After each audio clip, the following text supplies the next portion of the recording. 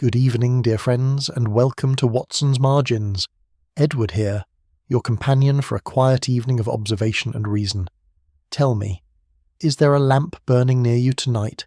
Perhaps the soft sound of rain against the glass, a cup grown gently cool beside you. These are the hours Watson found most truthful, when the mind settles and the smallest detail at last speaks clearly. Do subscribe, so no story slips past you. Now, make yourself comfortable, for as the greatest observer in Baker Street knew, the world is full of obvious things which nobody by any chance ever observes. Chapter 1.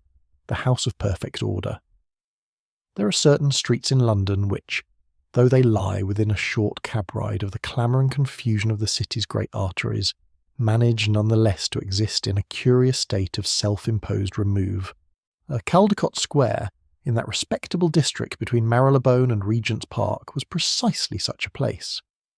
The houses there were tall, even-fronted, and so uniformly maintained that one might have supposed a single fastidious hand attended to each of them in turn, the iron railings black to a uniform gloss, the stone steps whitened with the regularity of a military inspection, the curtains in each window arranged with a symmetry that bordered upon the ceremonial. It was, in short, the kind of street which announces to the world that its inhabitants have achieved something, and intend to go on achieving it without interruption. It was on a Tuesday morning in early November of 1898 that I first set foot upon those steps. The autumn had come on sharply that year, and a low, grey sky pressed down upon the city as though it meant to smother what little remained of the season's warmth. Holmes had said nothing of where we were going during our cab ride from Baker Street, which was, I had long since learned, his manner of keeping his own counsel until the moment best suited to revelation. He sat opposite me with his long legs folded, his grey eyes fixed upon some point beyond the rain-darkened window, and his fingers pressed together in that familiar attitude of concentrated thought which I had come to recognise as the outward sign of an inward reckoning. "You will find this interesting, Watson," he said at last, as the cab drew to a halt before the grandest of the square's houses, number 14, a four-storied structure of particular distinction, under with a broad fanlight above the door and bay windows on the ground floor that gave it an air of composed authority. A household of the most admirable order, and you know what I have always said of admirable order. That it is either genuine or deliberate, I replied, for he had indeed said something to that effect on more than one occasion. He permitted himself a faint smile. Precisely. And when it is deliberate, Watson, one must ask, what precisely is being concealed beneath its surface? The door was answered before Holmes had fully descended from the cab, which struck me as a small but telling detail. A manservant of middle age and considerable propriety held it open with an expression of careful neutrality, and we were shown without delay into a front drawing-room of handsome proportions. Everything in that room spoke of cultivation and means. The bookshelves were filled with volumes that appeared to have been read rather than merely displayed, a distinction not always observed in houses of this kind. A writing desk near the window was clear of clutter. A single vase of late-season roses stood upon the mantelpiece, with a precision that suggested it had been placed by the same hands, in the same position, every morning for years. We had not waited 3 minutes before our host entered. Mr. Edmund Hargreave was a man of perhaps 60 years, tall and well-made, with silver hair swept back from a broad forehead and a manner that combined ease with exactitude, in a way that immediately commanded attention. He was dressed with the quiet care of a man who regards appearance as a form of respect for others, and he greeted Holmes with the warmth of one who had been expecting him, and with a particular relief which he took evident pains to conceal. "Mr. Holmes," he said, extending his hand, "and Dr. Watson, your reputation precedes you, sir, and I am grateful for your company." He gestured towards the chairs arranged near the fire, and we settled ourselves as he took the seat across from us. "I confess I am not entirely certain why I have asked for your assistance. The household runs, as I trust you can observe, without difficulty. My affairs are in good order. My people are loyal, and I believe, contented." "And yet," said Holmes quietly. Hargreave paused and something shifted behind his eyes, the merest tremor of acknowledgement. "And yet," he repeated, "I find myself uneasy, as I'm a man who has spent 40 years constructing certainties, Mr. Holmes, in law, in commerce, in the governance of my own domestic arrangements. I am not given to unease. That it has come upon me now, and for reasons I struggle to articulate clearly, is itself a matter of some alarm to me." Holmes made no reply to this, but I noticed his gaze travel with swift and silent method about the room. To the desk, the mantelpiece, the door, the positions of the chairs, the arrangement of the morning newspapers upon the side table. It was a survey that appeared to occupy him for scarcely a moment. Yet I knew from long experience that it had yielded him more information than most men would gather from an hour's deliberate examination. "Tell me of your household," Holmes said at last. Hargreave considered briefly before answering. He maintained, he explained, a staff of 7, all long established in his service. There was his secretary, a methodical young man named Prentice, who had been with him for 4 years, and in whom he placed complete professional confidence. There was his widowed sister-in-law, Mrs. Dorothea Price, who had resided with him for the better part of a decade since the death of her husband, managing the domestic arrangements with a competence he freely acknowledged and relied upon entirely. His daughter, Miss Clara Hargreave, was 23 years of age, of a gentle and studious disposition. She occupied a suite of rooms on the first floor and spent the greater portion of her days in reading and charitable correspondence. Beyond these principal members of the household there were the domestic staff, cook, 2 housemaids, a parlour-maid, and the manservant who had admitted us. "And all is well among them," Holmes observed, in a tone that was not precisely a question. "All is harmonious," said Hargreave, with emphasis that, to my ear, contained just the smallest excess of certainty. Holmes rose and moved to the window, standing with his hands behind his back and looking out upon the grey square. The plane trees along the central railing had given up their last leaves, and they stood now in bare, legible lines against the sky. "Mr. Hargreave," he said without turning, "a household does not achieve this degree of order spontaneously. It is maintained, and the maintenance of order, like the maintenance of any mechanism, requires that certain pressures remain, as it were, regulated. I should like, if you have no objection, to speak with each member of your household in turn. Not today, I am not yet ready, but soon." Hargreave agreed readily enough, though I thought I detected in his readiness a slight anxiety, as though he had hoped for a simpler remedy to his unease, and found himself instead committed to an examination of greater depth than he had anticipated. As we descended the steps to the waiting cab, I fell into step beside Holmes and allowed a moment to pass before I spoke. "What do you make of him?" I asked. Holmes did not answer at once. He stood for a moment on the pavement, turning up the collar of his coat against the November chill, and looked back at the house with an expression of focused deliberation. The windows gave nothing away. The curtains were precisely aligned. "He is an intelligent man, Watson," Holmes said at last, "who has arranged his life with extraordinary care. He is also a man who holds something over others, whether by design or by circumstance I cannot yet say. What I can tell you is this. In that room, not one person smiled who did not first look to see whether they ought to. That is not loyalty. That is management." He turned and moved towards the cab. "And managed households, my dear fellow, have a way of becoming unmanageable." The cab bore us back through the grey November streets, and I found myself watching the city pass with the particular attention that the commencement of a new case always awakens in me. A sense that one is looking at the familiar world through a glass that has been very slightly but irreversibly tilted. Behind us, in Caldecott Square, the house of Mr. Edmund Hargreave stood in its habitual perfection, its curtains straight, its steps immaculate, its secrets, as yet, entirely its own. Chapter 2. The Man Who Knew Too Much. Holmes said nothing further about the Hargreave household for the remainder of that Tuesday, nor through the following morning, which he devoted to a long and apparently absorbing correspondence with a colleague at the British Museum regarding certain properties of Prussian blue pigment, a matter entirely unconnected, I felt certain, with any case then before him. I had learned over the years not to interrupt these lateral excursions. Holmes's mind moved as a river moves, directly in its general course, yet perpetually deflected by currents invisible to any observer standing upon the bank.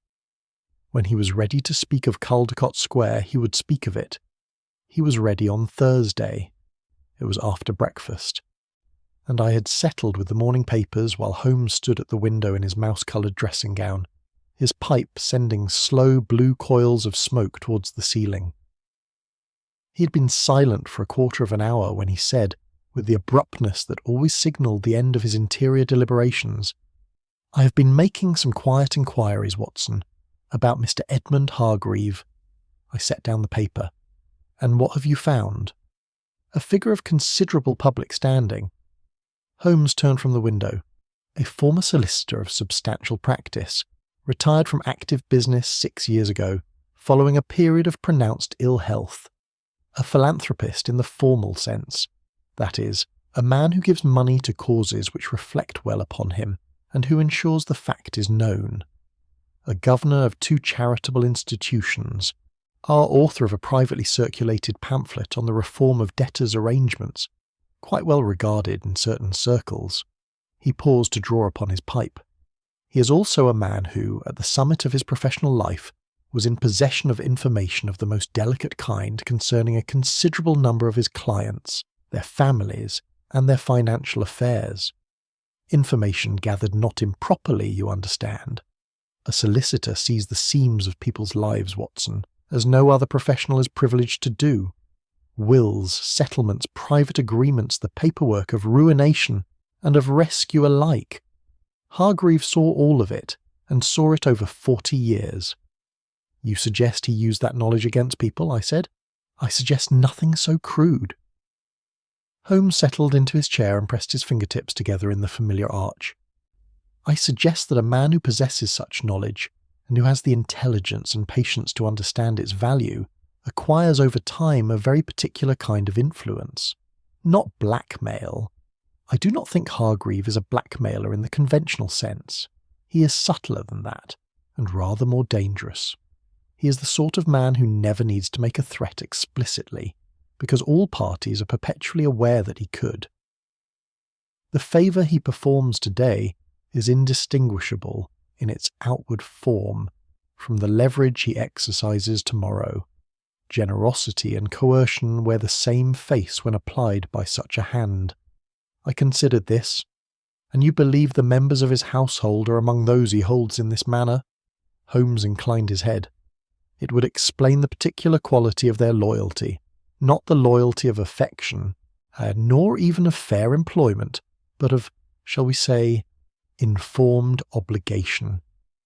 He rose again, restless in the way he always became when a problem had begun to yield, without yet having fully surrendered. "I propose we return to Caldecott Square today, Watson. I've written to Hargreave, and he expects us at 2 o'clock.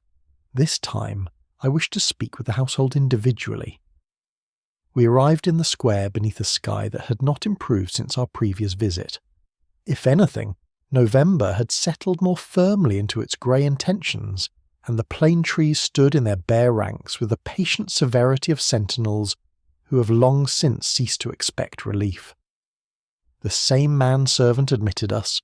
His name, I now learned, was Graves, which struck me as either coincidental or wryly appropriate, and we were shown not to the drawing-room, but to a smaller study off the main hallway, which Hargreave had placed at Holmes's disposal for the afternoon.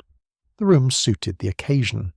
It was orderly and impersonal, furnished with a narrow desk, 3 upright chairs, and a single bookshelf containing volumes of a legal and administrative character. A window looked onto the side passage between the house and its neighbour, admitting a thin, cool light. Holmes inspected it briefly, nodded once as though it had confirmed something, and stationed himself behind the desk. The first to join us, at Holmes's specific request, was the secretary, Mr. Reginald Prentice. He was a young man of perhaps 28, neatly built and fair-complexioned, such with spectacles that he had a habit of adjusting upward with one finger whenever a question required him to think carefully before answering, which is to say, he adjusted them a great deal. He was polite, composed, and spoke of his employer with the practised appreciation of one who has rehearsed the sentiment sufficiently to deliver it without inflection. Holmes asked him nothing about Hargreave directly. He inquired instead about Prentice's previous employment, his method of managing correspondence, his hours of work, and the arrangement of the household diary. To each of these questions Prentice replied with reasonable precision. It was only when Holmes asked, as if in passing, whether Mr. Hargreave had seemed in good health of late, that the secretary's composure shifted, not dramatically, not in any way that would have been legible to a casual observer, but perceptibly. The finger rose to the spectacles. "He has had some difficulty sleeping," Prentice said. "He has mentioned it. Otherwise he seems quite well." "Quite well," Holmes repeated pleasantly, and moved on. When Prentice had been thanked and dismissed, Holmes sat for a moment in silence, turning a pencil end over end upon the desk. "Guilt without aggression," he murmured, almost to himself. It was not an observation directed at me, but I noted it. Mrs. Dorothea Price was a different matter entirely. She was a handsome woman of 50, with a composed bearing and dark, watchful eyes that assessed Holmes with a directness unusual in a social context of this kind. She had, I thought, the look of someone who has weathered a considerable amount and arrived on the other side of it not diminished but compacted, stronger in her essential structure for the pressure that had been applied. She spoke of the household with brisk efficiency, and of her brother-in-law with a qualified warmth that suggested old familiarity rather than present affection. When Holmes asked whether she had ever had reason to feel anxious within the household, she met his gaze steadily and said, "Mr. Holmes, anxiety is a luxury I have not been able to afford for a good many years. I've found it more useful to be careful." Holmes thanked her gravely and she withdrew. And I found myself forming the impression that there was a great deal more contained within that one measured sentence than any further interrogation was likely to extract that afternoon. Miss Clara Hargreave came last. She was a slight, pale young woman with a quiet intelligence in her face, and the slightly compressed manner of someone accustomed to living in a house where the atmosphere requires careful navigation. She spoke of her father with what appeared to be genuine, if anxious, affection. When Holmes asked her whether she was happy at Caldecott Square, she gave a small, careful smile and said that she had everything she required. It was the answer, I reflected, of someone who had learned to regard those two things as equivalent. Holmes thanked her warmly, and she left with evident relief. When the door had closed, I turned to Holmes. He was already on his feet, moving to the window, looking out at the narrow passage below with the same focused stillness that had preceded his remark outside the house 2 days earlier. "Well?" I said. He was quiet for a moment. Then he spoke without turning. "3 people, Watson, all loyal, all careful, all protective of their own composure in the presence of a stranger, and yet in each of them, when a certain area was approached, and a different area for each, there was the same involuntary contraction, as of a hand drawing back from heat." He turned at last. "Prentice knows something he has been instructed not to discuss. Mrs. Price knows something she has decided for herself not to discuss. And Miss Clara," he paused, and something crossed his expression that was neither quite sympathy nor quite satisfaction, but contained elements of both. "Miss Clara, I suspect, knows a great deal more than either of them, and has spent considerable effort arriving at a private peace with the knowledge." We collected our coats from Graves in the hallway and stepped back out into the cold square. Above us, on the first floor, a curtain shifted and was still. I did not look up in time to see who stood there. "Is Hargreave aware of how much they know?" I asked as we reached the pavement. "He is aware of precisely how much they know," said Holmes evenly. "He made certain of it. That is the architecture of the thing, Watson. Every stone has been placed with intent." He raised his hand for a cab. The question that now interests me is not what Hargreave has done in the past, but what someone in that house has quietly resolved to do about it. Chapter 3. The Locked Study. The telegram arrived at Baker Street on Saturday morning, while I was pulling on my coat in preparation for a visit to a patient in Paddington. Holmes was at the breakfast table with a cold cup of tea at his elbow and a monograph on cipher systems open before him, though I had observed that his eyes had not moved across the page in some minutes. He read the telegram without expression, then held it across the table to me. It was from Graves, the manservant at Caldecott Square, and it contained the information that Mr. Edmund Hargreave had been found dead in his study at 7:30 that morning, and that the police had been called.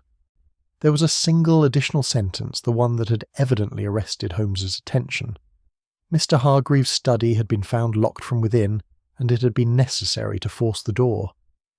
I set down the telegram. Natural causes, I ventured. Holmes had already risen and was reaching for his jacket. If they were entirely satisfied that it was natural causes, Graves would not have sent for me, he said. Come, Watson, and bring your bag. We were in Caldecott Square within 20 minutes. The house presented its customary composed exterior to the grey November morning, but the front door stood open, and a police constable posted at the foot of the steps gave the scene its first note of formal irregularity. We were admitted by Graves, whose neutral professional expression had deepened into something that might, in a less disciplined man, have been open distress. He took our coats and led us without preamble to the first floor. Inspector Lestrade was on the landing. He had the look he always wore when confronted with something he could not yet organise into a satisfactory account, a quality of suppressed irritation, as if the facts had been inconsiderate in their arrangement. He greeted Holmes with a familiar mixture of relief and professional wariness. "Morning, Mr. Holmes. Not a great deal to see, I'm afraid, though what there is of it is uncommon enough." He gestured towards the door at the end of the landing, which stood open at an angle suggesting recent and forceful persuasion. Found at 7:30 by the parlour-maid bringing his morning coffee. Door was locked. Mortice lock. Good solid one. Key on the inside. 2 windows. Both bolted from within. Dr. Fielding from the divisional surgeon's office has already been and gone. His provisional view is heart failure. Nothing to contradict it on the face of things. And yet the face of things does not entirely satisfy you, said Holmes. Lestrade pursed his lips.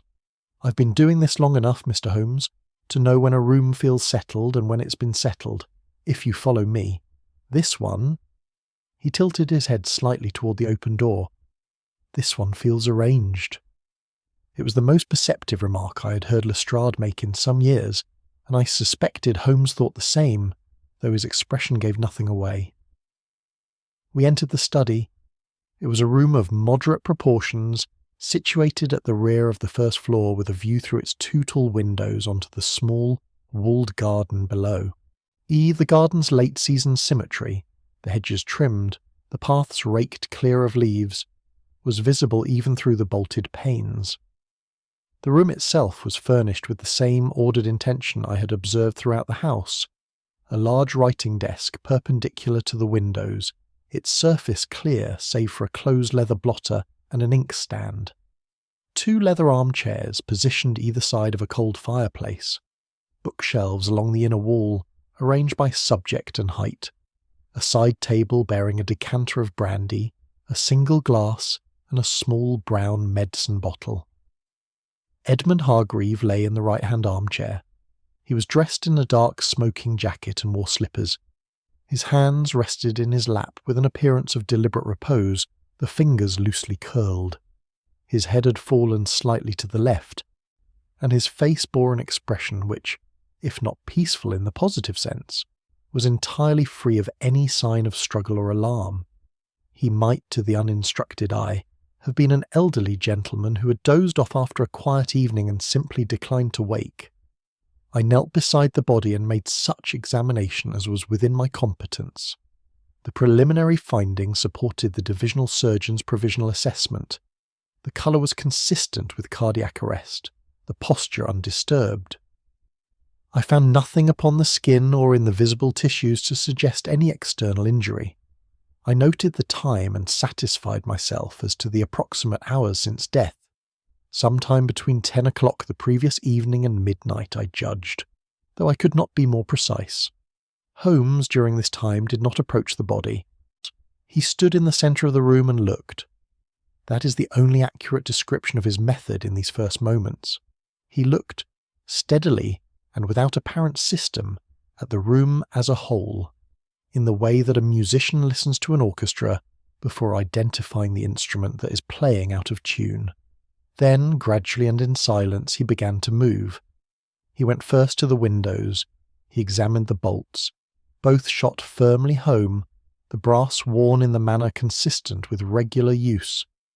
He looked at the sill, at the glass, at the curtains on each side, then stepped back without touching anything. Next he went to the door, inspecting the lock and the key still in it, the door frame around the mortise plate, and the floor of the threshold. He crouched for some time over the section of floor between the door and the desk, though what he found there I could not determine. He examined the mantelpiece, the cold fireplace, the unburned coal in the grate.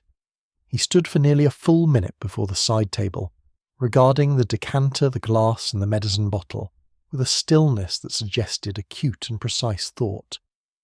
Lestrade watched all of this from his position near the door with the patience of a man who has learned, somewhat against his inclinations, that patience in these moments is generally rewarded. It was the medicine bottle that Holmes took up at last, holding it to the light from the window. It was a standard dispensary bottle, dark brown glass, the label inscribed in a pharmacist's hand. He read the label, turned the bottle once, noted the quantity remaining against the measure of the glass, and set it down. "Hargreaves, physician?" he said, without turning. "Dr. Annesley, in Devonshire Place," Lestrade supplied. "The household confirms he has been attending for several months. Heart trouble, which rather supports Dr. Fielding's view." "Rather," said Holmes, in a tone that committed him to nothing. He made one further circuit of the room. At the desk he paused to lift one corner of the leather blotter, glance beneath it, and replace it with the same care with which he had lifted it. At the bookshelf he drew out one volume, a bound collection of legal precedents, not to read it, but to observe the condition of the spine relative to its neighbours. He replaced it, and finally turned to face the room from the position of the doorway, as a photographer might assess a composition before committing it to glass. "Has the household been interviewed?" he asked Lestrade. "Informally. All were in their rooms from 10 o'clock last night. Graves confirms he heard Mr. Hargreave ascend the stairs at approximately 9:30 and go directly to the study, which was not unusual. The deceased habitually spent an hour or two there before retiring. Graves himself locked the front and rear doors at 11 and went to bed. Nobody heard anything in the night." Holmes nodded slowly. He looked once more at the figure in the armchair, and something in his expression, a quality not of sorrow precisely, but of a kind of serious attention, told me that whatever conclusions had already begun to form in his mind, they were not conclusions he found simple. "You will want to speak to the household?" I asked as we stepped back onto the landing. "I've already heard from them once," Holmes said. "It would be premature to hear from them again before I understand more clearly which of them I'm listening for." He turned to Lestrade. "I should like this room sealed and undisturbed until further notice." Lestrade agreed readily enough, which told me that his own unease had not been resolved by anything he had seen. As we descended the stairs, I found myself wondering at the quality of silence that lay over the house. Not the ordinary silence of Saturday morning, but a particular weighted stillness, as of people in adjacent rooms holding themselves very carefully in place. Below us in the hallway I caught a brief glimpse of Mrs. Dorothea Price, standing just at the edge of the passage to the rear of the house, watching our descent with those dark, watchful eyes. When she saw that I had noticed her, she did not look away. She simply stood and watched until we had reached the bottom step, and then she withdrew without a word or change of expression. It was not grief, what I had seen in her face, nor was it fear. It was something I found considerably more difficult to name, and which remained with me throughout the cab ride back to Baker Street, troubling my thoughts with the persistence of a detail that refuses to be set aside. Relief was the nearest word I could find. but it was the relief, I thought, of a woman who had been waiting for something she knew was coming, and had only now received confirmation that it had come. Chapter 4. Designs, not impulses. Holmes did not speak during the return journey to Baker Street. He sat with his chin upon his fist and his eyes half closed, which was not sleep but its precise opposite, a condition of such concentrated interior activity that all outward function had been economized to the minimum required for survival. I had long since ceased to attempt conversation during these intervals and contented myself with watching the city move past the cab window in its habitual Saturday torpor, the shuttered shops, the unhurried foot traffic, the occasional burst of noise from a public house as we passed. Back in our rooms, Holmes went directly to the window and stood there for a time while I poured myself a glass of water and settled into my chair. Mrs. Hudson brought up the afternoon post and departed with the tactful efficiency that long familiarity with her tenant's states of mind had taught her. Holmes did not acknowledge either arrival or departure. When he finally turned and spoke, his voice had the quality it always assumed when thinking had resolved itself into speech, measured, deliberate, each word placed with the care of someone who has decided precisely how much to reveal and precisely how much to withhold, even from a trusted companion. "Let us consider the room," he said, taking his own chair and crossing his legs. "By all means," I replied. "A man is found dead in a locked study. The police surgeon says heart failure, and the evidence of the body does not contradict him. The man had a known cardiac condition, attended by a physician, for which he was prescribed digitalis. That was the medicine bottle on the side table, Watson, in case the label was not visible to you from where you were kneeling. Digitalis is entirely unremarkable in such circumstances. A man with heart trouble takes his medicine, sits in his chair, and dies. It happens. The world accepts it, the household accepts it, and the law in its turn is prepared to accept it." He paused. And yet the room felt arranged," I said, borrowing Lestrade's phrase. "The room was arranged," Holmes corrected, with a precision that was not pedantry but evidence. "Consider the sequence. Hargreave is known to ascend to his study at 9:30 in the evening. This is his established habit, confirmed by the household. He goes to the study, the place of his most private occupation, the room where, one presumes, he kept his papers, his records, the accumulated material of 40 years of discreet professional knowledge. He locks the door. The lock is engaged from within, the key in place. At some point between then and midnight, he dies.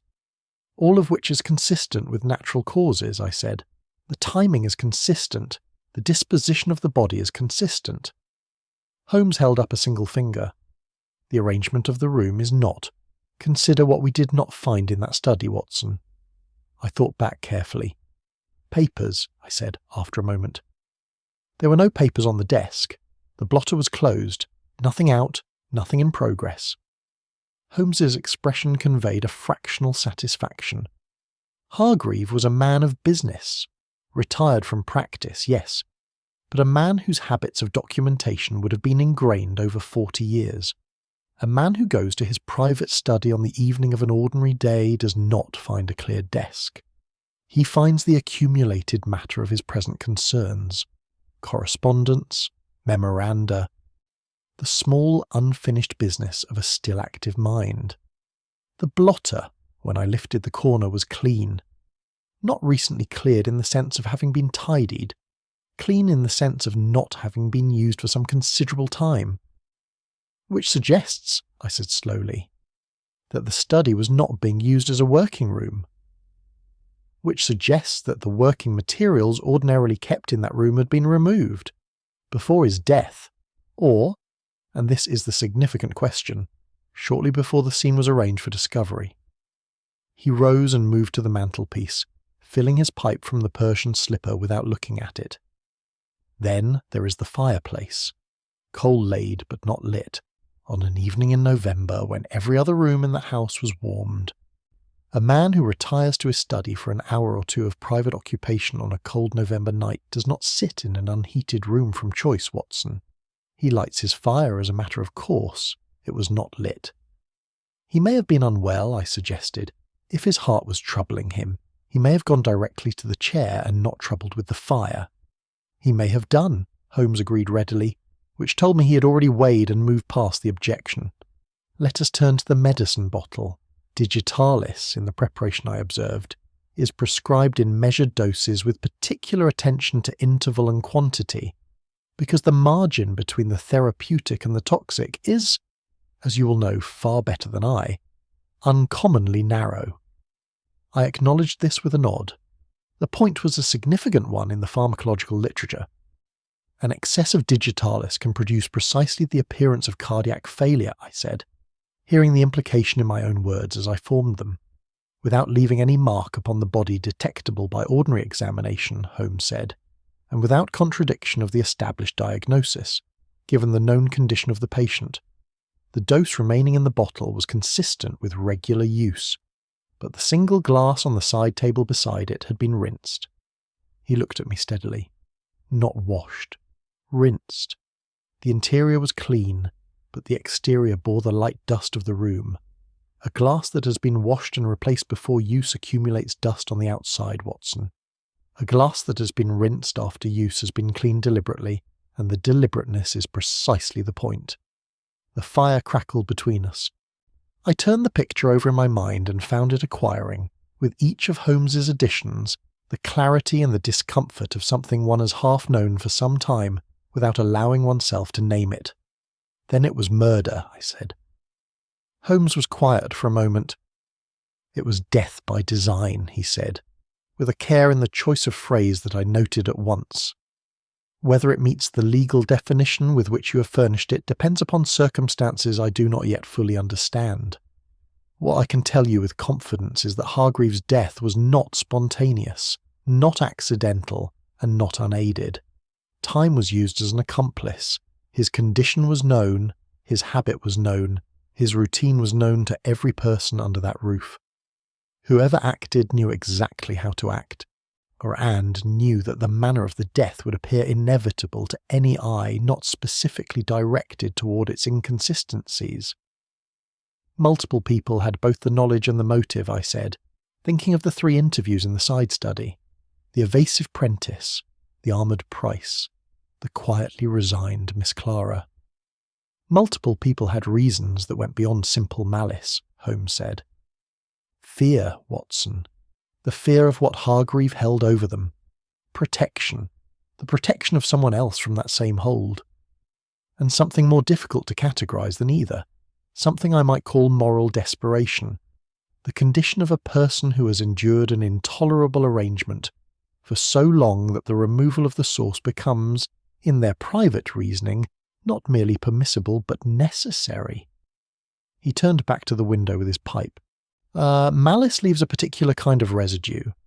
What I observed in those 3 people was not malice. It was something at once more human, and in its implications more troubling. Because if there is no malice, I said, there is no obvious villain.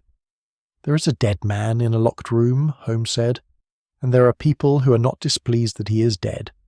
Whether that constitutes villainy in the legal sense, the moral sense, or neither, is a question I shall require considerably more information before I attempt to answer. He knocked the ash from his pipe. I have sent a note to Annesley, Hargreaves' physician. I should like to know precisely how much he prescribed and when, and whether the quantity remaining in that bottle corresponds to what it ought. He did not say what he expected to find when those quantities were compared. He did not need to. I sat with the fire and the grey November afternoon, and turned the various figures of Caldecott Square over in my mind. The locked door, the clean blotter, the rinsed glass, Mrs. Price's unwavering eyes, and felt the case forming around me the way a room takes shape when a lamp is lit within it, not all at once, but feature by feature, each one deepening the shadow of the next. Outside, the city went on about its business, indifferent as always to the smaller, quieter dramas being conducted within its houses. Somewhere in Caldecott Square, behind those precise curtains, people were waiting. Holmes, I was certain, intended not to keep them waiting long. Chapter 5. The Language of Conscience. Dr. Ansley's reply arrived the following morning. It was brief, precise, and professionally cautious in its phrasing.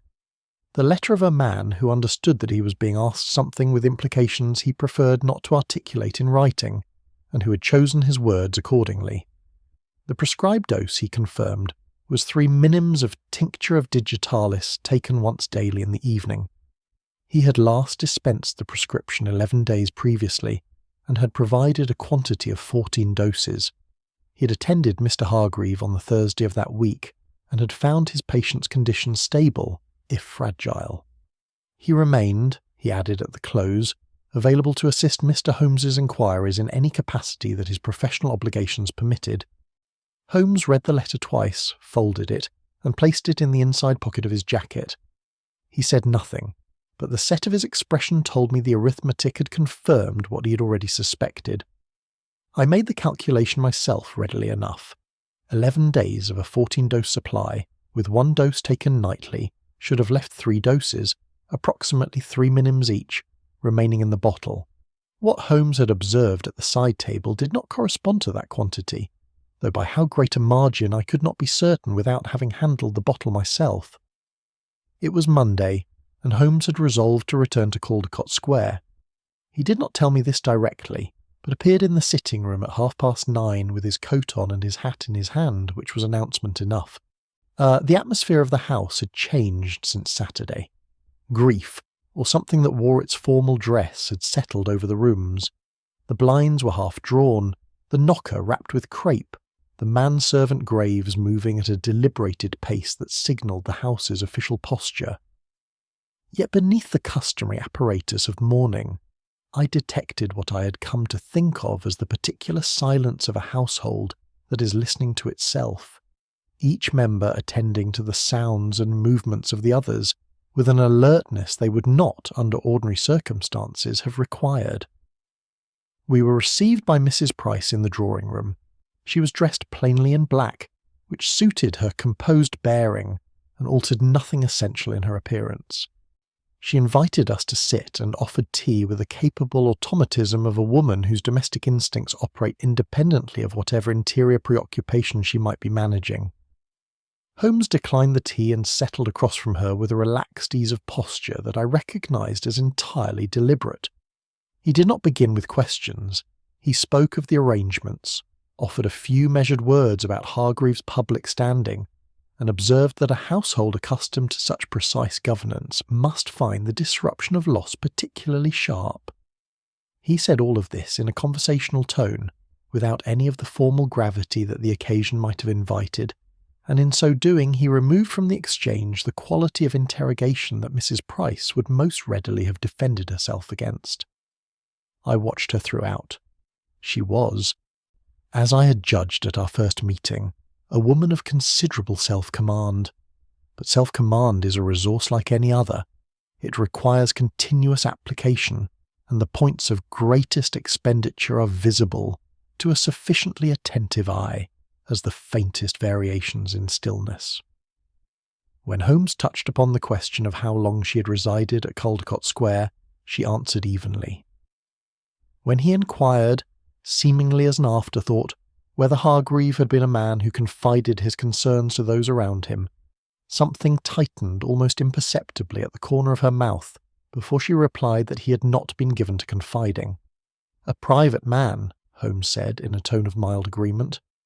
Exceptionally so, said Mrs. Price, and the word carried, I thought, a weight she had not quite intended. Holmes moved on at once, giving no sign that he had registered the inflection, which was itself a technique I had observed in him before, the collection of a detail made in silence, without the acknowledgment that would put the subject on guard. They spoke for several minutes more about the household routine, about Hargreave's recent health, about the evening of his death, all of which Mrs. Price addressed with composure and a consistent, careful vagueness that revealed nothing, and concealed, I was increasingly certain, a very great deal. Prentice received us next, in the small room adjoining the study that served as his office. He was at his desk when we entered, ostensibly in occupation of some clerical task, though the paper before him was blank, and the pen he held had not been dipped. Holmes took the chair across the desk from him, and I stood to one side. And for a moment the three of us existed in a brief suspension of expectation, before Holmes said, quietly and without preamble, "How long had you known?" The pen came down. Prentice looked at Holmes for a moment with the expression of a man who has prepared several answers to a question, and finds, at the moment of application, that none of them quite fits. Then something altered in his face. Not a collapse, but a settlement, as of a structure that has been under tension and is permitted at last to rest on its foundations. "About what he held over people," Prentice said. "About a year. Perhaps longer, if I am honest with myself." "Including over yourself," Holmes said. A pause. "Including over myself." Holmes did not press the point. And he asked instead how Prentice had come to understand the nature of Hargreaves' influence, whether through direct observation or through something seen or heard inadvertently. The secretary's reply was careful but materially honest. He had managed the correspondence, even when its most sensitive elements were kept from the secretary's direct handling, leaves traces in the pattern of its existence. Certain letters arrived under private covers and were attended to by Hargreave alone. Certain visitors came at hours that were not entered in the household diary. Certain names, when mentioned in the ordinary course of business, produced in his employer a quality of attention that differed entirely from his response to names that held no particular value for him. He never acted crudely, Prentice said after a moment. I want to be accurate about that. He never, so far as I witnessed, made an explicit demand. He was far too intelligent for that. He simply existed in a certain relationship to people, and the relationship was understood by all parties without requiring articulation. Holmes listened to this with the stillness of a man receiving a communication in a language he already speaks fluently. "And you," he said, "what did he hold over you?" Prentice looked down at the blank paper on his desk. "A matter concerning my father, a debt and certain arrangements surrounding it that were not, strictly speaking, within the law. Mr. Hargreave had been my father's solicitor. He knew everything." He raised his eyes. "I came to work for him because he offered the position. Yeah, and I took the position because I understood that not taking it would have had consequences. I remained because—" He stopped, and for the first time something genuinely painful moved across his carefully maintained surface. "Because after a time, I could not determine whether I feared him more than I'd come to depend upon the security he represented." Holmes thanked him, and we took our leave. We found Miss Clara in the first-floor sitting-room that adjoined her suite of rooms, a bright south-facing space which seemed, despite the half-drawn blinds, to retain more warmth than the rest of the house. She was at the window when we entered, and turned with the slightly startled composure of someone recalled from deep thought to the present occasion. She offered no refreshment and made no reference to the formalities of mourning, which I found telling, as though the conventional structures of grief were a garment that, upon her, simply would not sit. Holmes did not question her about her father. He asked instead whether she had slept well since Saturday, offered a brief observation about the particular difficulty of loss in households where the architecture of daily life leaves no natural space for disorder, and then, very gently, asked whether she had anyone to whom she could speak freely. It was the question's quality of care rather than its content that worked upon her, I thought. She looked at Holmes for a moment with the particular expression of someone who has been offered, unexpectedly, something they had ceased to look for. Then she said, in a voice that was steady but thinner than it had been, "There is a person. There has always been a person." But he was not permitted. Holmes did not ask who. He only said, with a quiet simplicity that I found in the context quite moving, "I think it very likely that he will be permitted now, Miss Hargreave." She turned back to the window without answering, and something in the set of her shoulders told me she was trying, with limited success, not to weep. On the pavement outside I fell into step beside Holmes as we walked towards the main road. The cold had sharpened overnight, and our breath showed in the still air. "She is the centre of it," I said. Holmes walked on several paces before he replied. "She is the heart of it," he said, distinguishing the words with a deliberateness that suggested a difference he did not yet wish to elaborate upon. "There is a distinction, Watson, between the point around which a thing revolves and the point from which its energy proceeds. I know the former now, the latter I am still determining." He raised his hand for a cab, and we rode back through the cold streets in the kind of silence that, between long companions, communicates rather more than speech. Chapter 6. The Weight of Silence. There are cases in which the facts arrange themselves, under sufficient examination, into a pattern that logic can traverse by direct line.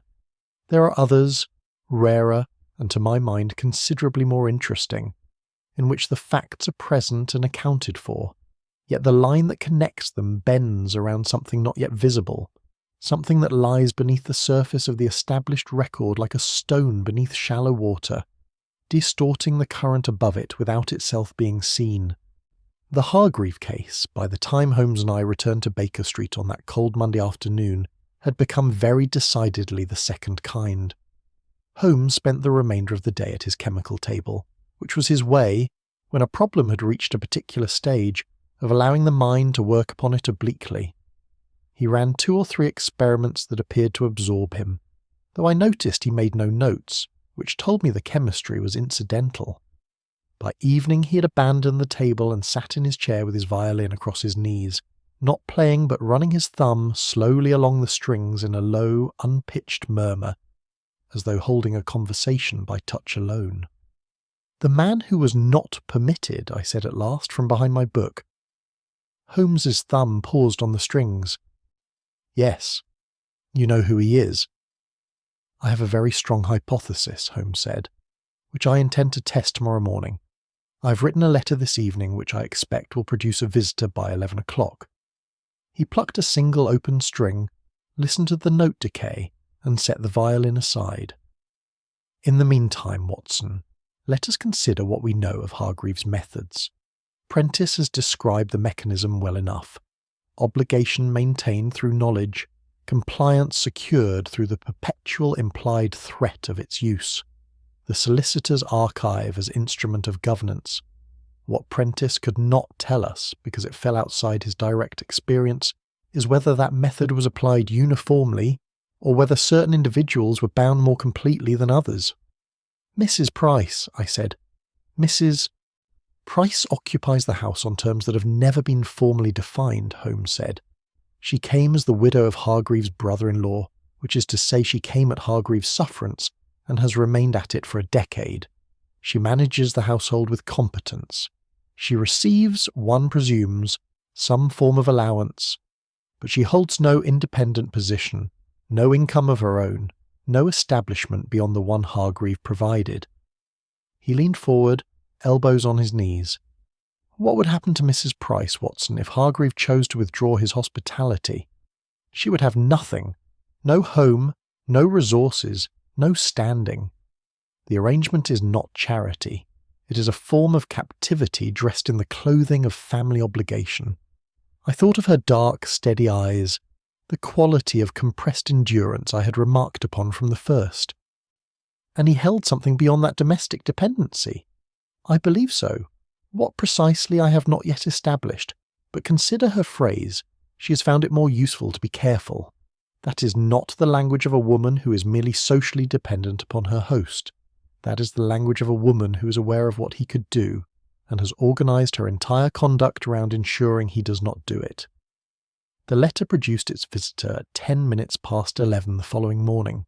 He came on foot, which suggested either that he lived within comfortable walking distance, or that he had chosen to approach without the particularity of a cab that might be traced or recalled. He was a man of about 35, dark-haired and moderately tall, with the lean, precise appearance of someone in a learned profession. A solicitor. I might have guessed, or perhaps a physician in the early stage of a practice. His name, Holmes had confided to me as we heard the bell, was Mr. Philip Corwin, and he was, by vocation, a librarian and archivist at one of the Inns of Court. Holmes received him with an ease that immediately reduced the man's evident anxiety by several degrees. Corwin sat, accepted tea, and looked between us with the expression of someone who has prepared himself for a difficult engagement and is cautiously revising his assessment of the terrain. "I will be direct with you, Mr. Corwin," Holmes said, "because I think you will prefer it, and because the time available to us may be less ample than we should wish. You have been acquainted with Miss Clara Hargreave, Mr. Hargreave disapproved of the acquaintance and used his knowledge of certain matters pertaining to you to discourage its continuation. I should like to understand the nature of those matters, not for any punitive purpose, but because I believe they bear directly upon the circumstances of his death." Corwin was quiet for a moment. He held his cup with both hands as though steadying himself. Then he said, "He knew about my elder brother. Thomas was... There were difficulties some years ago of a financial kind, and a matter connected with certain trust moneys administered by Hargreave's firm. The firm's records were involved. My brother made an error that was very close to the boundary of criminal conduct, and Hargreave knew it in complete detail. It was never prosecuted, never formally recorded. It simply existed in Hargreave's knowledge. As a fact, he held, and he made you aware that he held it," Holmes said. "He called upon me personally. Once, and only once. He was entirely pleasant. He did not make a threat. He spoke of his daughter with the warmth of a devoted father, mentioned that he hoped for a settled and appropriate future for her, and said, in passing, that a man in his position necessarily formed views about the suitability of those who sought to attach themselves to his family." Corwin set down his cup with careful deliberation. He did not need to say anything further. I understood the terms precisely. "And yet you maintained the acquaintance?" "At a distance, through letters at first. Clara found a means of correspondence that he did not directly oversee. Later, less frequently. The acquaintance did not end. It contracted." A pause. "She would not allow it to end entirely. That was her determination, not mine, though I confess I was not willing to let it go either." Holmes listened to all of this without interruption, and when Corwin had finished, he asked him one further question. "When did you last see Miss Hargreave in person?" Corwin considered. "September. We met briefly in Regent's Park on a Tuesday afternoon. It was the first time in 8 months. She seemed to me, Mr. Holmes, to be under a considerable strain of a kind that she was at great pains to conceal. She spoke very little of the house, and when I raised the subject of her father, she changed the subject with a directness that was, for her, quite unusual." After Corwin had gone, Holmes stood for some time at the window in the manner that I associated with the completion of a significant piece of the whole. The November street below offered nothing in particular to look at, but he regarded it with an attention that was, I understood, directed entirely inward. "September," I said. "2 months before Hargreave's death," Holmes said, without turning. "She was under considerable strain in September, and took some pains to conceal it. That is consistent with a person who has arrived at a decision, or is approaching one, and is managing the weight of it." He turned at last and picked up his pipe from the mantelpiece. "Here is what the silence of this household conceals, Watson, and I say this now because I am sufficiently certain to give it form, though I will not yet give it a name. Some years ago, Hargreave performed what appeared to be an act of mercy toward a person, perhaps more than one, bound to him by the very obligations he had created. The mercy was real, but it was not free. It became its own form of debt, an obligation of gratitude and silence layered upon the obligations that already existed. The recipient of that mercy has been carrying it ever since. And the weight of it," I said, following his reasoning, "eventually became indistinguishable from the weight of everything else he had placed upon them, until mercy and oppression became, in the mind of the person bearing both, the same intolerable thing." Holmes lit his pipe and exhaled slowly. "The crime, Watson, if crime it is, was not born of hatred. It was born of exhaustion. the exhaustion of a person who's lived for years within a perfectly ordered house and understood with increasing clarity that the order was a cage and that the keeper of the cage would never willingly open the door. He said nothing further for a time, and I did not press him. Outside the window the city moved in its ordinary way, indifferent as ever to the private reckonings being conducted within it. I thought of Miss Clara at her south-facing window, of Mrs. Price's armoured composure, of Corwin's careful hands around his cup, and I found myself considering, with a discomfort I did not entirely try to resolve, how much of what Holmes had just described might be understood not merely as motive but as something closer to justification. It was not a thought I recorded in my notes that evening. Some thoughts require more distance than a single day affords before they can be examined honestly. Chapter 7. The Comfortable Explanation. The inquest was held on the Wednesday of the following week, in a room above a public house in Marylebone that had been pressed into civic service with the minimum of ceremony. I attended as a matter of professional courtesy and personal interest, and found myself seated near the back of the narrow room, between a reporter from one of the evening papers and a stout gentleman who appeared to have wandered in from the street and discovered, upon sitting down, that he was insufficiently curious to leave. It was, by the standards of such proceedings, an orderly and unremarkable affair. Dr. Annesley gave his evidence first, confirming the history of Hargreaves' cardiac condition and the prescription of digitalis over a period of 8 months. He was measured, thorough, and appropriately modest about the limits of what he could state with clinical certainty. Dr. Fielding, the divisional surgeon, followed with his post-mortem findings. Death by cardiac arrest. No evidence of external injury. No indication of any substance beyond what might reasonably be attributed to the prescribed medication. Graves testified to the circumstances of the discovery, the locked door, the forced entry, his employer's habitual evening routine. Mrs. Price gave a concise and precisely calibrated account of the household's activities on the evening in question, her voice level throughout, her hands folded in her lap with a stillness that I suspected cost her rather more than it appeared.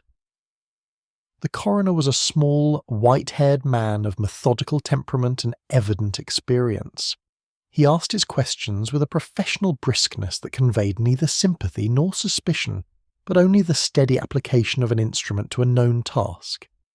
When all the witnesses had been heard, he summarised the medical evidence with clarity, noted the absence of anything contradicting the natural causes hypothesis, and returned a verdict of death by natural causes with the particular air of a man who has put a complex piece of machinery back in order and is satisfied with its running.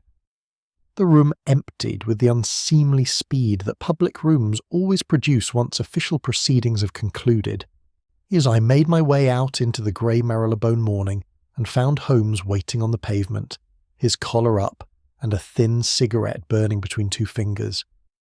He had not attended the inquest itself, which had surprised me when he declined my suggestion that he come, and surprised me again now, for his expression as I approached was not that of a man awaiting confirmation of something he had already settled in his mind. It was more considered than that, and more careful. "Well," he said. "Natural causes," I said, unreserved verdict. Fielding was thorough and his evidence was consistent. Annesley supported it without qualification. The coroner seemed entirely satisfied. Holmes drew on his cigarette and said nothing for a moment. We walked together in the direction of the main road. Our footsteps on the damp pavement the only sound between us for half a block.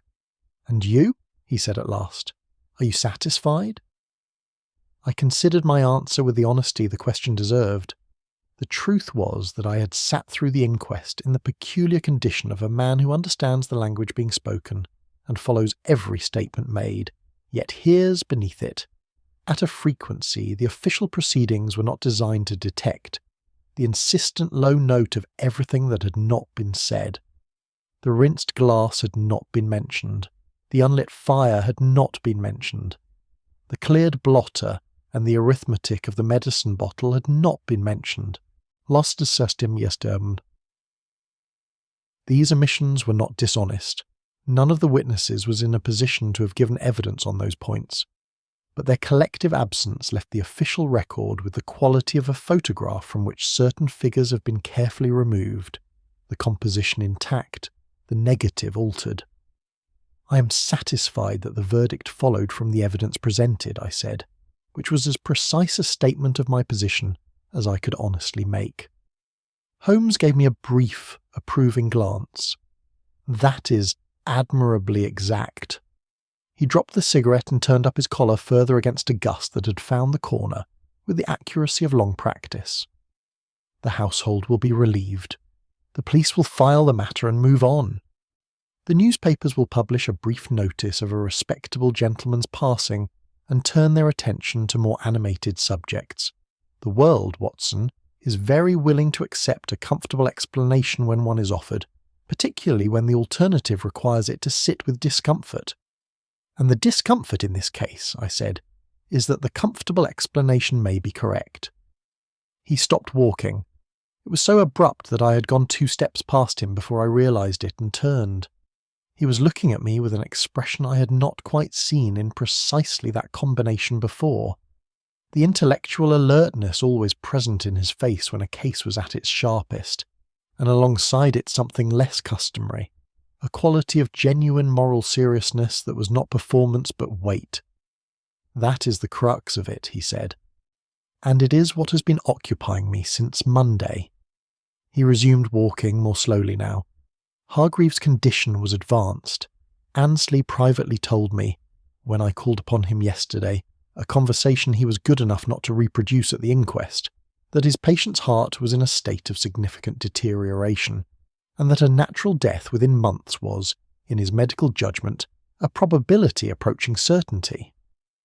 The question before us is therefore not whether Hargreave would have died, but whether the precise timing of his death was natural or assisted, and whether, given the circumstances, the distinction matters in the way it ordinarily would, I said, following the thought to its difficult terminus. Precisely. Holmes clasped his hands behind his back as he walked. The law does not grade its prohibitions by the remaining life expectancy of the victim. A man who assists the death of another has committed an act the law regards in a fixed manner, whatever the context, whatever the suffering involved, whatever the nature of the man who has died. That is the law. It is a reasonable law, and I do not argue against it as a general principle. A pause. And yet, I am a man of logic, Watson, not a machine that applies legal formulae without remainder. There is something left over in this case after the formula has been applied, something the formula is not constructed to address. We had reached the main road. A cab was available and Holmes raised his hand for it, but made no immediate move to board it. He stood for a moment on the curb with the look of a man who has been carrying something for a long distance and is deciding whether to put it down. There is a single inconsistency, he said, which the inquest did not examine and which the official verdict does not account for. It is small, it is entirely physical in nature, and it is for my purposes conclusive. He looked at me directly. I have been debating with myself for 4 days whether I am obligated to bring it forward. The admission was so unusual. Holmes was not, in the ordinary run of things, a man who confessed to internal debate on matters of investigative obligation, that I found myself without an immediate reply. The cab horse stood patiently in the road, its breath steaming in the cold air. "And have you resolved the debate?" I asked when I could. He was quiet for a moment longer than was comfortable. Then he said, "Not entirely. What I have resolved is that I cannot proceed to the next stage of this inquiry until I understand more fully who acted, and under precisely what circumstances, and with precisely what intention. The inconsistency names the mechanism. It does not yet tell me whose hand was on it, nor what was in their mind." He stepped forward and opened the cab door. "There is more to know, Watson, and I find that, in this particular case, I am unwilling to arrive at a conclusion before I have earned it completely." I got in beside him, and the cab moved off into the grey midday city. I had been present at the resolution of a great many cases, and I could not recall another in which Holmes had allowed himself so visible a moment of hesitation before the final act. I did not think less of him for it. If anything, sitting beside him in the cab with the sounds of London around us and the verdict of the inquest already hardening into official record, I thought that what I was observing was not weakness of intellect, but something rarer and, in its way, more admirable, the refusal of a first-rate mind to mistake the ease of a conclusion for its completeness. The comfortable explanation had been accepted by every institution constructed to accept it. Holmes alone remained unsatisfied, troubled by a single inconsistency that no one else had noticed. In a room that had been locked, from the inside, with great care, by a hand that knew exactly what it was doing, he would find the hand. I had no doubt of that. The only question still open was what he intended to do with it when he did. Chapter 8. The Overlooked Detail. Holmes said nothing more about the case for the remainder of that Wednesday, nor through Thursday, which he spent entirely at Baker Street in a condition of concentrated abstraction that I had learned, over years of close observation, to read as the final stage of a process rather than its continuation. He did not pace, he did not experiment. He sat, he read, he looked out of the window at intervals with an expression of settled internal reckoning, and on 2 occasions he wrote brief notes which he dispatched by messenger without disclosing their contents or destinations. Mrs. Hudson, with the long-cultivated instinct of a woman who has maintained a household around a singular intelligence, brought meals at the correct hours and removed them without comment when they went largely untouched. On Friday morning he said over the breakfast table, "I should like to return to the study today."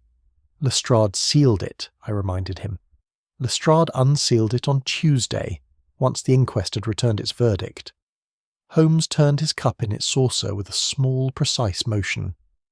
I asked him to delay. He was accommodating within limits. The limits have now been reached. He rose and reached for his coat. "Come, Watson.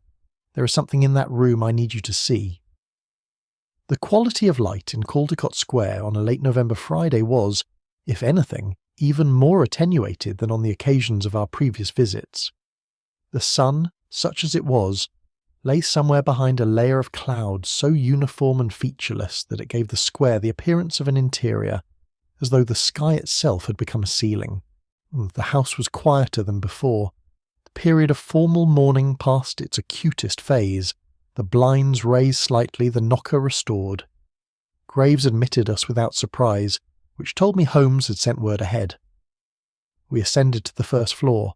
The study door stood closed but no longer sealed, and Holmes opened it with the careful deliberation he always brought to the re-entry of a scene he had examined once before. The deliberation of a man ensuring that his first impressions remain available to him as a reference against which subsequent observations can be measured. The room was as we had left it.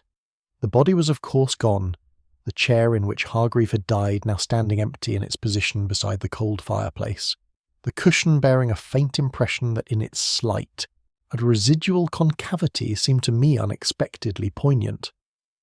The side table held the decanter, the glass, and the medicine bottle still, pending whatever final disposition the family solicitors might arrange. The windows remained bolted. The clear desk stood perpendicular to them, the clothes blotter undisturbed. Holmes did not proceed directly to whatever detail he had come to show me. He stood for a moment just inside the doorway, in the manner I had observed on our first visit, and I waited with the patience that long experience had made second nature. Then he crossed to the side table, picked up the medicine bottle and held it out to me.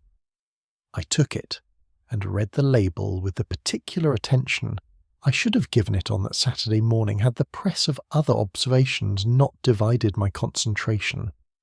The prescription was as Annesley had described: tincture of digitalis, 3 minims daily, dispensed 11 days prior to the date of death. I tilted the bottle and gauged the remaining volume as carefully as the dark glass permitted. "There is perhaps 1 dose remaining," I said, "possibly less." "By the prescription there should be 3, Holmes said. Annesley provided 14 doses on the 8th of November. Hargreave died on the 19th, which is to say 11 evenings later. 11 doses consumed, 3 remaining. Instead, we find 1, or marginally less. He took the bottle back and replaced it on the table with precision. 2 doses unaccounted for. I turned this over. He might have taken a larger dose on 1 or more evenings. He might. A man in advancing cardiac failure, sleeping poorly, possibly in some discomfort. I might conceivably have taken a double dose in the belief that it would afford him some relief. It is not impossible. Holmes moved to the fireplace and crouched before the grate with his hands laced between his knees. But observe the grate, Watson. I came to stand beside him and looked. The coal lay in the grate as it had on our first visit, arranged neatly in the manner of a fire that has been laid by a practised hand and not lit. But Holmes was not directing my attention to the coal. He was directing it to the grate itself, to the iron basket and to the paper ash that lay in the ashpan beneath it. There was very little of it, as one would expect in a fire that had not been used recently, but it was not the quantity that interested Holmes. It was the character. Among the grey wood ash that had accumulated over some weeks from occasional earlier use, there was a deposit of more recent material, a fine, pale residue quite distinct in colour and texture from the old ash beneath it. I am a medical man, not a chemist, but I had spent enough time in proximity to Holmes's experiments to recognise the appearance of paper that has been burned at a temperature different from wood, and more recently. Documents, I said. A quantity of documents, burned at some point within the last 2 weeks, over a fire that, you will notice, was subsequently raked, and the evidence of burning partially obscured by drawing the older ash across it. Holmes straightened and turned to the room. This is the overlooked detail, Watson. Not dramatic, not exotic. An ashpan with a recent deposit in a grate that was cold when the body was found. The police did not look at it. The divisional surgeon did not look at it. I very nearly did not look at it, which is the detail's particular virtue. It is the kind of thing that the eye passes over because it has no obvious significance unless one is already asking a specific question. The question being, I said, why the working materials had been removed from the desk. They were not removed, Holmes said. They were destroyed. In this very room, on an evening before the night of his death, Hargreave burned his private papers. He moved to the desk and stood before it. Whatever he held over the people in this house, the accumulated archive of 40 years of carefully preserved and organised knowledge, was committed to this grate by Hargreave himself, before he died. Not after, before. I stood with this fact and felt the case shift around it, the way a landscape shifts when a cloud passes from the sun, and shadows that were invisible become suddenly legible. He knew he was going to die, I said slowly. He knew, or he was told. Holmes looked at me steadily. Annesley had given him his prognosis. A man of Hargreave's intelligence, receiving such information from his physician, might very well put his affairs in final order, including the destruction of material he did not wish to survive him. A pause. Or, I repeated, waiting. Or the destruction was not voluntary in the sense we are inclined to assume. It is possible that the burning of those papers was the condition under which something else became possible.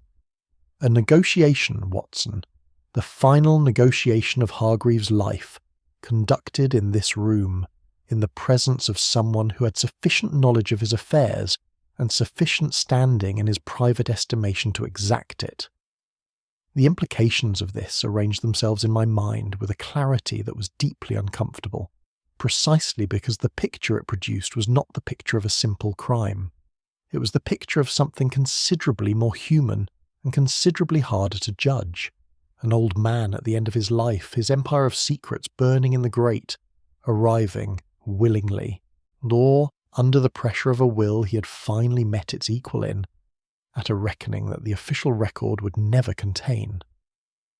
The room was prepared in advance, I said, echoing Holmes's original inference from a week earlier, hearing in it now a fuller meaning than I had at the time. The desk cleared, the fire laid but unlit, all of it arranged before Hargreave sat down in that chair. By one person, or by 2 acting in concert, Holmes said. That is the remaining question, and I am now sufficiently in possession of the whole to ask it directly. He drew out his watch, glanced at it, and returned it to his pocket. "I have sent word to Lestrade asking him to be available tomorrow morning. I have also sent word to each member of the Hargreave household requesting their presence at Caldecott Square at 10 o'clock. He moved toward the door. "I should like you to be there, Watson, not merely as a witness. I find that in cases of this particular kind, your presence is of rather more use than you customarily allow yourself credit for." I followed him out of the study and pulled the door to behind me. On the landing, the house lay quiet around us, its order restored, its surfaces undisturbed. Yet standing there in the thin grey light of the corridor, I had the strong and not entirely comfortable sense that the silence of Caldecott Square had changed in character since the morning Holmes and I had first stood upon its steps. It was no longer the silence of a household holding itself carefully in place. It was the silence of one waiting for something it knows to be coming and has made its peace with at last. Chapter 9. The Quiet Confession. They were all assembled in the drawing-room when Holmes and I arrived at Caldecott Square on Saturday morning. Mrs. Price in the high-backed chair nearest the fire. Prentice standing at a slight remove from the main group with his hands clasped before him. Miss Clara on the settee with the particular careful stillness of someone who has spent a wakeful night arriving at a state of outward composure. Graves stood near the door in the manner of a man who has been instructed to be present without being given a clear account of why. And Lestrade occupied the corner nearest the window with his hat in his hands, and his expression set to the attentive neutrality he adopted when he had decided to observe rather than direct proceedings. Holmes did not begin immediately. He accepted the chair that Graves brought forward, set it at an angle that allowed him to address the room without appearing to address any individual, and sat for a moment in the particular silence he sometimes permitted himself at the commencement of a final explanation, not theatrical delay, but the pause of a man ensuring that what he is about to say is ordered correctly, that each piece will be placed in the sequence most likely to make the whole immediately and irrefutably clear. "I am not going to conduct an interrogation," he said. "I'm going to tell you what happened in this house on the evening of the 19th of November, as precisely as the evidence permits, and I will ask only at the end whether what I describe corresponds to the truth, as those present know it. That is all I require." The room received this in silence. Mrs. Price looked at Holmes with those steady dark eyes. Prentice looked at the floor. Miss Clara looked at her hands. Holmes began with the medicine bottle.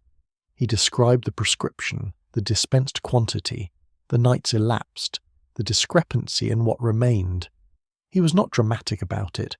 He stated it as a pharmacological fact, with the clarity of a lecturer addressing an informed audience, and moved directly on to what it implied, that on the night of the 19th, Hargreave had received a quantity of digitalis in excess of his prescribed dose.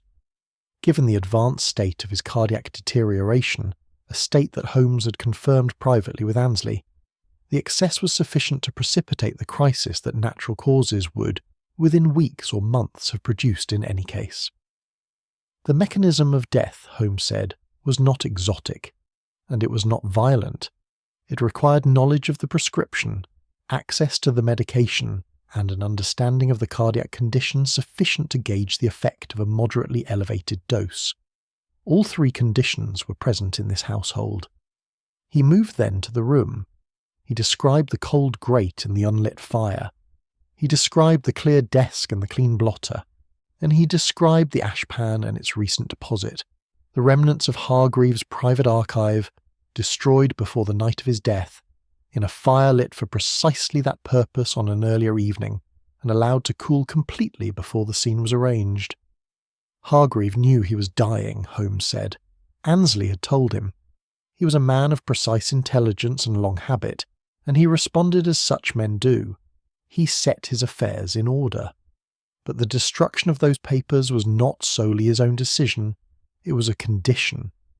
Someone in this house came to Hargreave in the final week of his life and presented him with a negotiation.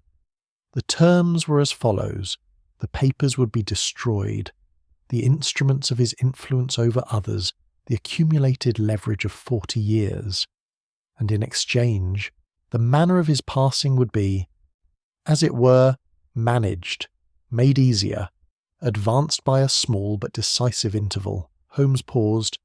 Hargreave accepted. The word fell into the room and settled there. I watched the faces. Prentice, whose eyes had come up from the floor and were now fixed on Holmes with an expression of stunned and particular relief, as of a man who has been carrying the weight of an incomplete account and has been handed at last the paragraph that makes it whole. Miss Clara, whose composure had not broken but had altered in quality, becoming not rigid but translucent, as though something held very tight within her had quietly, finally released, and Mrs. Price.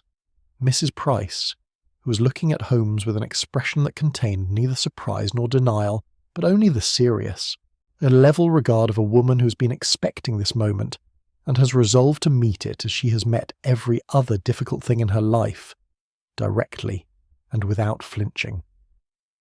The locked room, Holmes continued, was the final arrangement. The key was on the inside, the windows bolted. This is the detail that directed suspicion away from human agency and toward the natural. It required the person who arranged the room to leave it after Hargreave was settled in his chair, and to lock the door from the corridor. The method was not complex. He reached into his coat pocket and placed on the table before him a small object, a length of thin, waxed cord, no more than 18 inches long, with a loop at one end of precisely the diameter of the bow of a standard mortice key. The cord was looped around the key, passed through the keyhole, and the door pulled closed. A sharp practice pull on both ends of the cord from outside draws the key through a half turn, engaging the lock.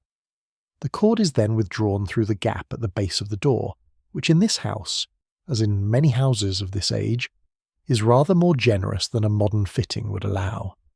It takes no more than 30 seconds and leaves no evidence beyond the marks of the cord upon the key's ball, which I observed on our first visit and which I suspect no one else looked for, the attention of the investigating officers having been directed entirely toward the impossibility of the room rather than the simplicity of the mechanism. He folded his hands. The cord itself I found yesterday afternoon, behind the loose skirting panel in the corridor immediately opposite the study door. I mention this for Lestrade's benefit rather than for the room's. In the corner Lestrade had ceased turning his hat in his hands. Holmes looked at Mrs. Price. He did not accuse, and he did not invite. He only looked, with the patient, exact attention he had directed at her from the very first morning, and waited. What followed was not a dramatic scene. There was no collapse, no sudden volubility, no speech of the kind one encounters in sensation novels. Mrs. Dorothea Price straightened very slightly in her chair, the barely perceptible adjustment of a woman who was already sitting straight, and said, in a voice that was entirely level, "He asked me to do it." The room held absolutely still. "He asked you directly," Holmes said. "Not a question, a confirmation, offered to make the path forward easier. 2 weeks before he died. He had been given his prognosis," a pause. "He said he would not wait for it to happen as it happened to other men. Helpless, in stages, dependent. He said that if he was to put his affairs in order, there were things he required from me in return. The papers would be burned. Clara would be released from the arrangement he had imposed upon her acquaintance with Mr. Corwin. Prentice would be formally discharged from any obligation pertaining to his father's affairs. There was a letter prepared, which you will find in the study desk's lower drawer, signed and witnessed before a notary on the 14th of November. She folded her hands in her lap. These things were done.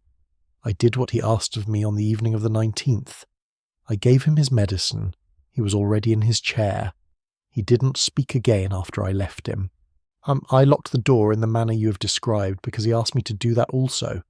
He said the appearance of a natural death would cause less suffering to those left behind."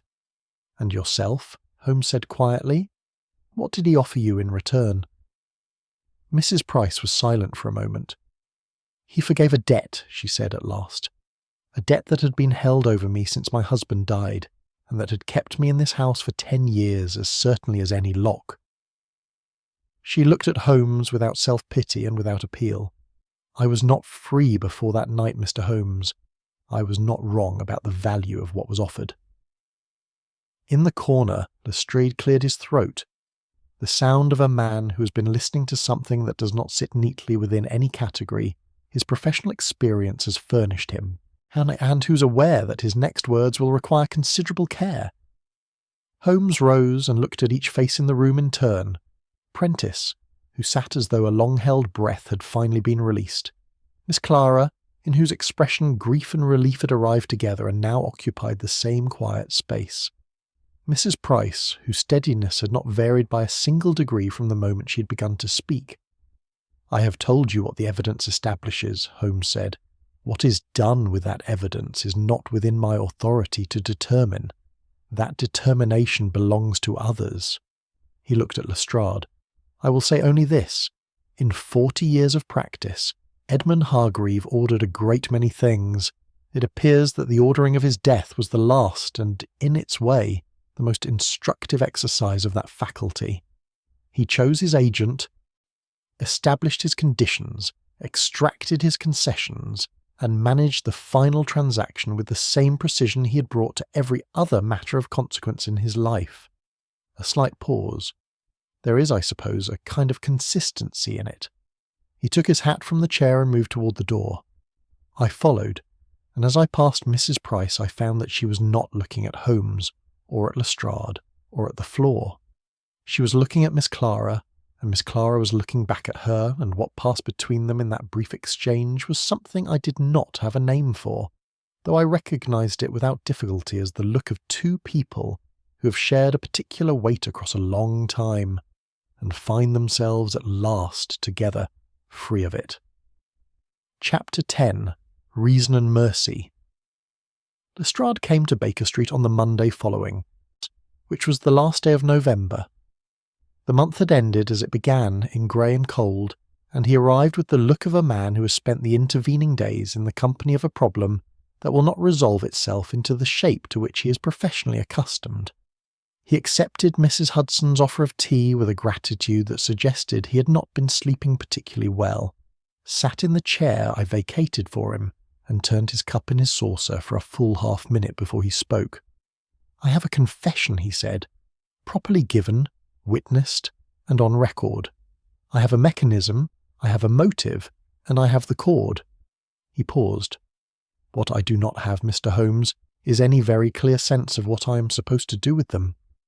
Holmes was at the window with his pipe, and he did not turn immediately. When he did, his expression was attentive, but without the sharpness of a man eager for a conclusion. "Tell me your difficulty," he said. Lestrade set down his cup. "The medical evidence as it stands supports natural causes. The inquest returned its verdict. To reopen the matter, I should need to demonstrate that the excess of digitalis was administered by another hand rather than taken voluntarily by the deceased, and I have nothing clinically to distinguish the two. Annesley has said as much.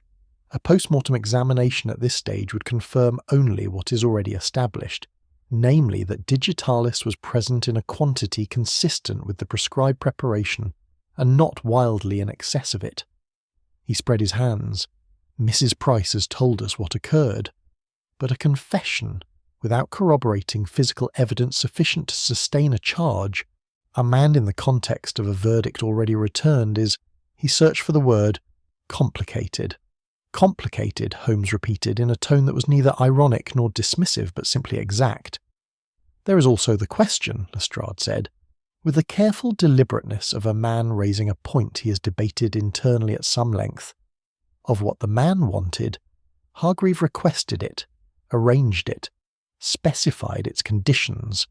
The woman who carried it out did so at his direct instruction, for reasons that were—" He stopped again.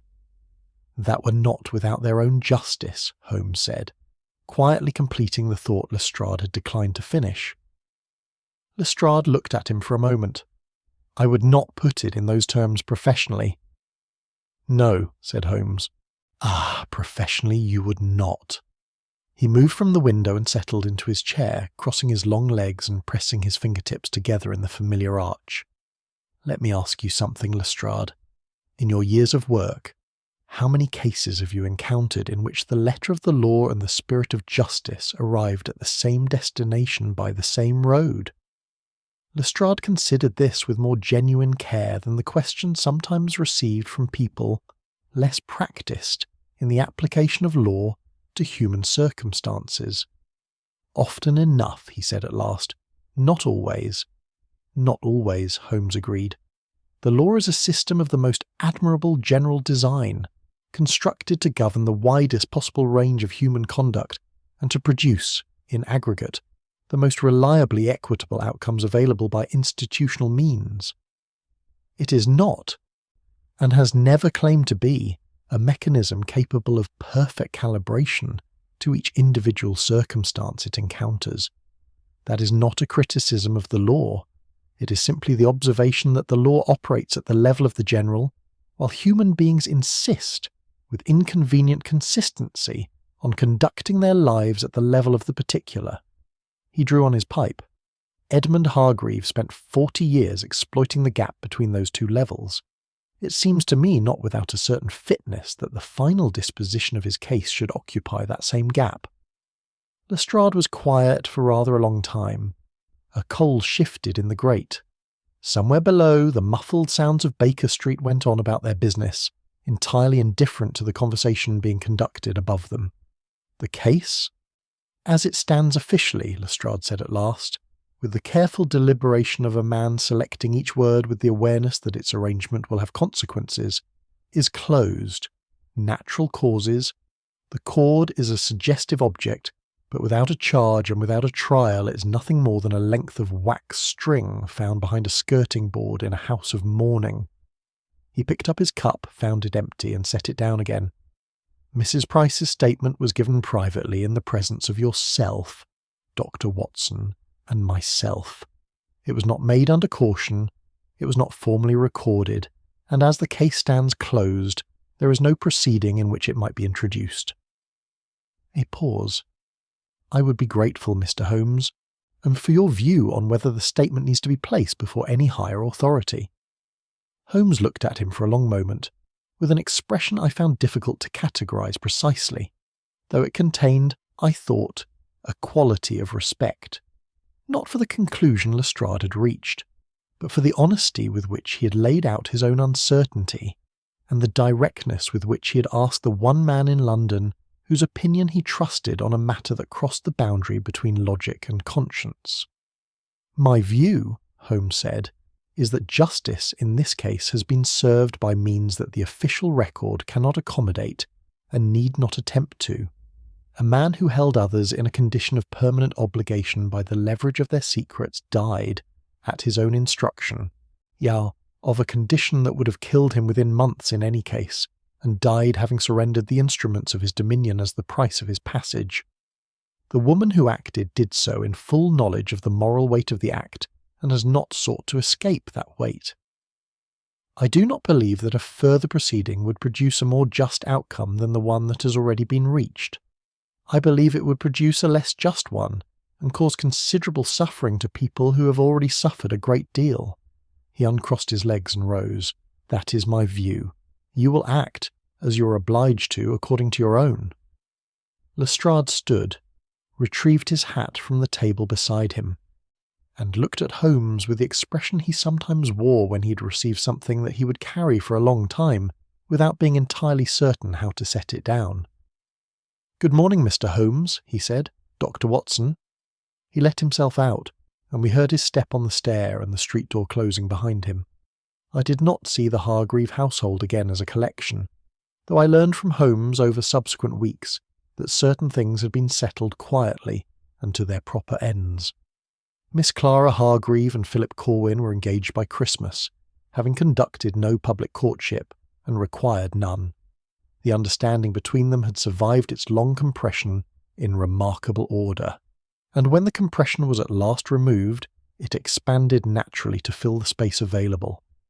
Prentice was gone from Caldecott Square within the month, equipped with the notarized letter Hargreave had prepared, and a letter of his own composition for future employers that made no reference to the circumstances of his departure. He found a position, I was later told, at a firm of chartered accountants in the city, where the atmosphere was orderly and no one held anything over anybody. Mrs. Dorothea Price remained in the house, on terms that were now, for the first time, entirely her own, a fact settled by the terms of Hargreaves' will, which proved, upon examination by the family solicitors, to have been amended several months previously in a manner consistent with the conditions he had negotiated in the last weeks of his life. She had her own income at last, her own establishment, her own standing. Whether she found happiness there I cannot say with certainty, but when Holmes and I passed the square some weeks later on a route that took us through that part of Marylebone, the blinds of number 14 had been raised to their full height, the south windows were open despite the season, and the curtains, which had always before been arranged with the precise symmetry of a household governed by a single exacting will, hung at a slight and very human angle, as though someone had drawn them in the morning with more attention to the light than to their alignment. I mentioned this to Holmes as we walked. He glanced up briefly, noted what I had described, and said nothing for a moment. Then, the curtains. It was not quite a question and not quite a statement, but the two syllables carried from Holmes the quality of a full observation. I have thought often, in the years since, about the case of Caldecott Square and its locked study.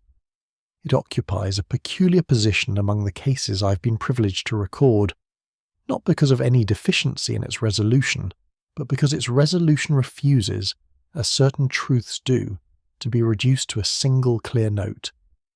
Hargreave was not innocent. Neither was he, by the end, quite the figure I had expected to find at the centre of the matter. Not the straightforward villain that a simpler story might have furnished, but a more complex and ultimately more instructive one. A man of great intelligence and very limited wisdom, who had spent his life ordering the world around him, and who, at its close, Raisham had the uncommon self-knowledge to understand that the only order remaining within his power to impose was the manner of his own departure. Holmes, when I raised the case with him once some months afterwards, and asked him whether he was satisfied with how it had concluded, gave me one of those brief, undeceivable looks that always made me feel he had read the exact shape of my thought before I had finished giving it form. Satisfied is not quite the word, he said. But then, Watson, the most interesting cases rarely produce satisfaction in the ordinary sense. What they produce, if one has followed them with sufficient honesty, is understanding. And understanding, I have always maintained, is worth a great deal more than comfort. He picked up his violin, which had been lying across his chair, and drew the bow once across the open strings in a single clean note that rang for a moment in the quiet room and then was still. Understanding, and occasionally, he added, almost to himself, a little mercy. He did not elaborate, and I didn't ask him to. Some conclusions, I have learned, are best left in the form in which a fine mind chooses to express them, complete in themselves, and requiring nothing further.